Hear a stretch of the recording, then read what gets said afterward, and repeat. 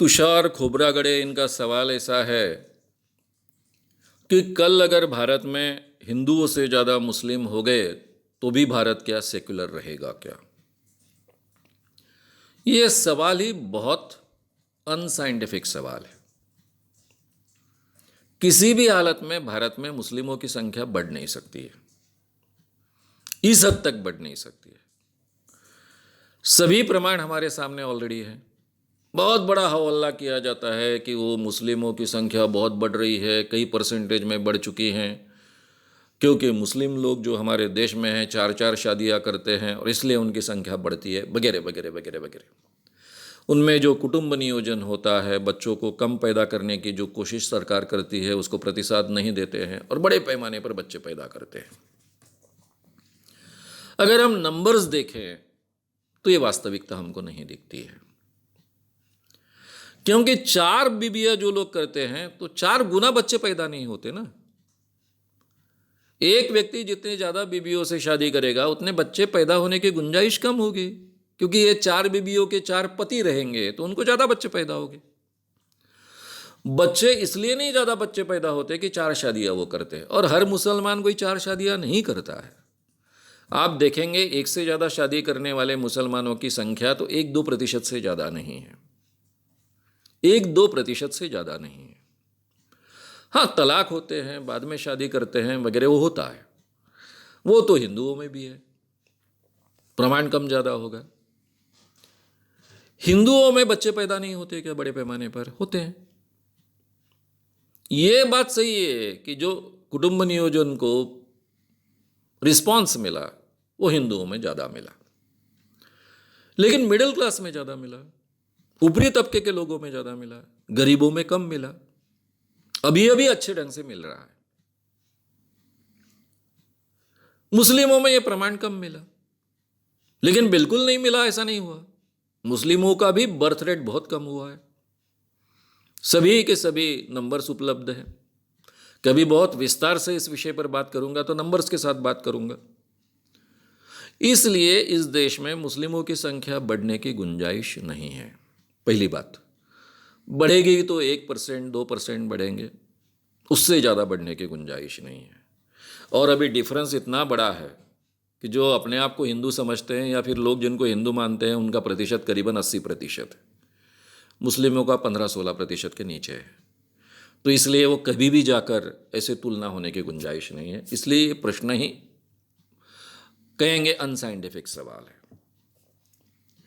अब रहा सवाल, ये देश सेक्युलर रहेगा कि नहीं रहेगा। मैं तो उल्टा कहता हूं कि इस देश में मुस्लिमों की संख्या बढ़ेगी कम होगी ये भी काफी चीजों पर डिपेंड है।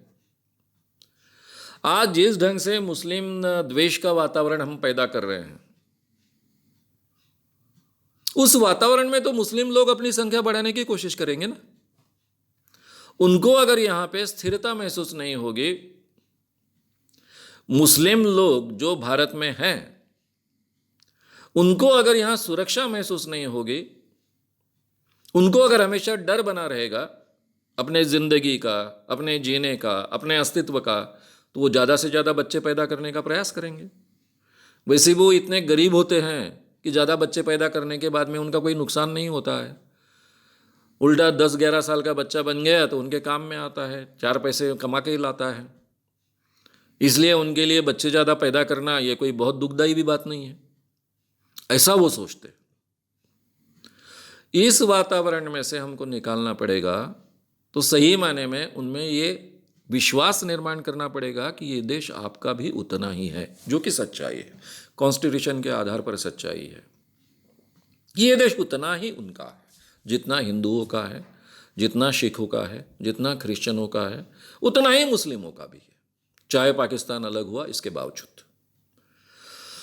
उनमें ये सुरक्षा की भावना जितनी पनपेगी उतनी वो गरीबी के बाहर आने की कोशिश करेंगे। हमारी अर्थव्यवस्था में उनको भी गरीबी के बाहर आने की गुंजाइश होनी चाहिए। वैसे कुछ आरक्षण कुछ प्रांतों में मिलते हैं जाति के आधार पर, लेकिन उसका फायदा बहुत कम उठाया जाता है। महाराष्ट्र में जितना एससी और एसटी ने आरक्षण का फायदा उठाया उतना पूरा देश नहीं उठा पाया, और मुस्लिम लोग तो बिल्कुल ही नहीं उठा पाए, और बाहर में तो बहुत कम प्रमाण है।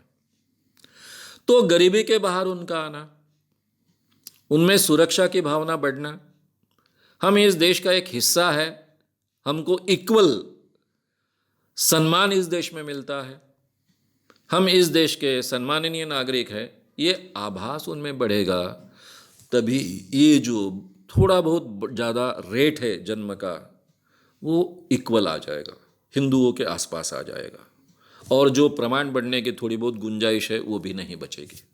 ये तो पहला हिस्सा हुआ। लेकिन मैं दूसरा डेंजर आपको कहता हूं,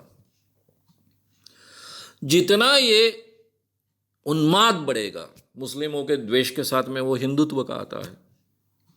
हिंदुत्व का आने के बाद में केवल हिंदुत्व तक नहीं बचता है, वो उसका आगे का परिणाम क्या होता है हमने देखा है। गुजरात में अगर कोई घोड़ी पर चढ़ता है तो दलित जाति का आदमी घोड़ी पर क्यों चढ़ा शादी में, केवल गुजरात में नहीं होता, ये हरियाणा में तो होता है, पंजाब में होता है, उसको पीट डालते हैं। भाई वो दलित कौन है? ठीक है शेड्यूल कास्ट होगा, कौन है वो तो हिंदू ही है ना। आप उनके साथ में ऐसा बर्ताव करोगे, यानी हिंदुत्व ये केवल फिर हिंदुओं तक बात सीमित नहीं रहती है, वो जातिगत आ जाती है, वर्ण व्यवस्था तक आ जाती है, और इस ढंग से आप बर्ताव करते जाओगे तो फिर मित्रों इस देश में बहुत अलग वातावरण तैयार होने वाला है। इस देश में इतने बड़े पैमाने पर मुस्लिम क्यों हैं? जो भी बचे 16% हैं, क्यों हैं? उसके पीछे का कारण क्या है? उसके पीछे का कारण है हमारे देश की जाति व्यवस्था। अगर आपको ये वीडियो पसंद आया हो तो उसे ज़रूर लाइक करें, लोगों में ये अवेयरनेस फैलाने में हमारी मदद करें, वीडियो को ज़रूर शेयर भी करें। तो हमारे YouTube चैनल शाम मानो को विज़िट करें। ऐसे सारे वीडियोस का आनंद लेने के लिए हमारे चैनल को सब्सक्राइब करें, उसके लिए सब्सक्राइब बटन दबाएं। नए वीडियोस का नोटिफिकेशन पाने के लिए बेल आइकन दबाएं।